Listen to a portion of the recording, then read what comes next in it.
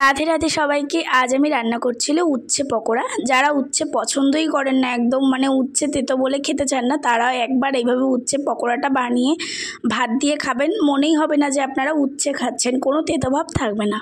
প্রথমে আমি চালের গুঁড়ো, বেসন, কর্নফ্লাওয়ার, লঙ্কার গুঁড়ো, ধনের গুঁড়ো আর কিছুটা হলুদ, লবণ দিয়ে ভালোভাবে মেখে নিয়েছি। মেখে নেওয়ার পর একটা কড়াইতে কিছুটা তেল গরম করতে হবে। তেল গরম করে ওই যে উচ্ছেটা আমরা ভালোভাবে মাখিয়ে নিয়েছিলাম ওটা আলাদা একটা একটা করে ছেড়ে দেবো। ছেড়ে দিয়ে একটা একটা করে ছেড়ে দেওয়ার পর আমরা ভালোভাবে ওটাকে নেড়ে চেড়ে নেব। প্রত্যেকটা ভালোভাবে নেড়ে চেড়ে নেওয়ার পর এইবার যখন একটুখানি ঢাকনা চাপা দিয়ে হালকা করে লাল লাল করে ভেজে নিতে হবে। একটুখানি জল দেবেন ভাজার সময়, তাহলে ওই যে উচ্ছের যে কটিংটা উপরে ওটা খুব ভালো লাগবে, টেস্টি খেতে লাগবে। এই দেখুন উচ্ছে যেই উপর দিয়ে একদম উচ্ছে মনেই হবে না, উচ্ছের পকোড়া মতোই লাগবে।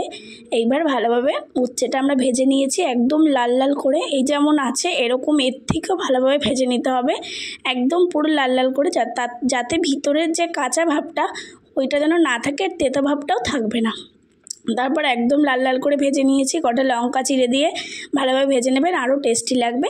ভেজে নেওয়ার পর রেডি আমাদের উচ্ছের পকোড়া। এইভাবে একবার বাড়িতে বানিয়ে দেখবেন, আপনাদের আমি গ্যারান্টি দিতে পারি এত ভালো লাগবে উচ্ছে ভাজা, আপনারা আবার একবার বানিয়ে